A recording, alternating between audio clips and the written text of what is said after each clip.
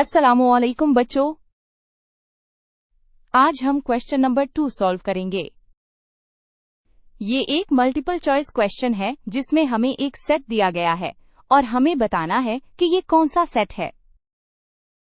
ये जो नोटेशन आप स्क्रीन पर देख रहे हैं, इसे सेट बिल्डर नोटेशन कहते हैं।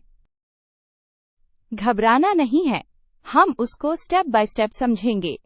पहले स्टेप में हम क्वेश्चन को समझेंगे।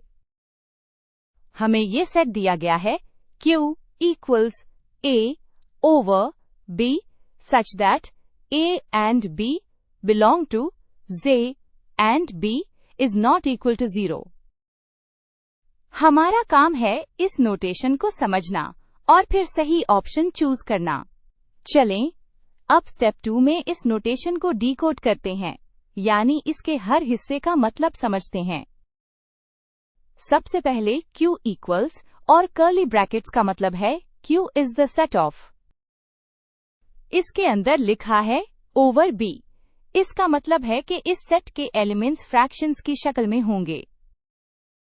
फिर आप एक वर्टिकल लाइन देख रहे हैं जिसका मतलब होता है सच दैट। इसके बाद लिखा है A, B belong to Z।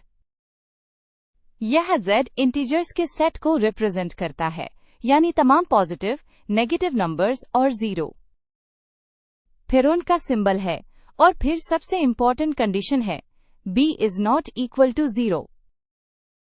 इसका मतलब है कि फ्रैक्शन का डिनोमिनेटर कभी भी 0 नहीं हो सकता, क्योंकि मैथमेटिक्स में 0 से डिवीजन अलाउड नहीं है। तो स्टेप 3 में अगर हम उन सब बातों को जोड़ लें तो इस सेट की सिंपल डेफिनेशन बनती है।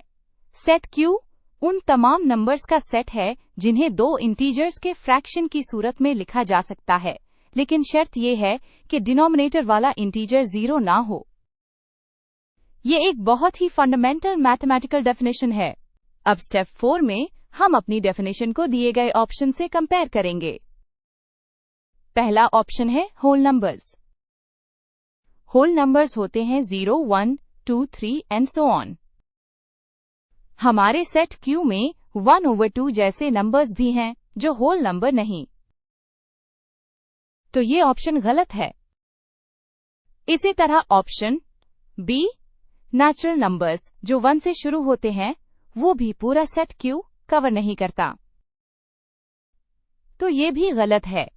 अब देखते हैं option C, irrational numbers. Irrational numbers वो होते हैं जिन्हें फ्रैक्शन की फॉर्म में नहीं लिखा जा सकता, जैसे कि पाई या स्क्वायर रूट ऑफ 2। हमारी डेफिनेशन तो उसके बिल्कुल उलट है,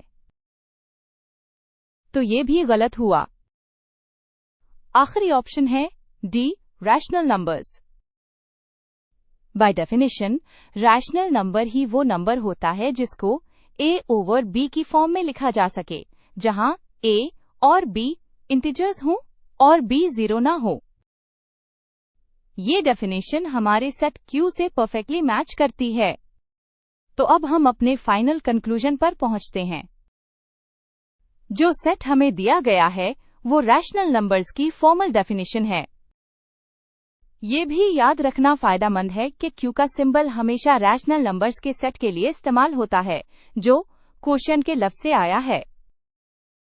इसलिए करेक्ट आंसर ऑप्शन द है। तो इस सवाल का फाइनल रिजल्ट ये है कि दिया गया सेट Q, जो कि तमाम ऐसे नंबर्स पर मुश्तमिल है जिन्हें दो इंटीजर्स के फ्रैक्शन की शक्ल में लिखा जा सकता है, जहां डिनोमिनेटर 0 ना हो, उसे रैशनल नंबर्स का सेट कहते हैं। इसलिए हमारा सही जवाब है ऑप्शन डी।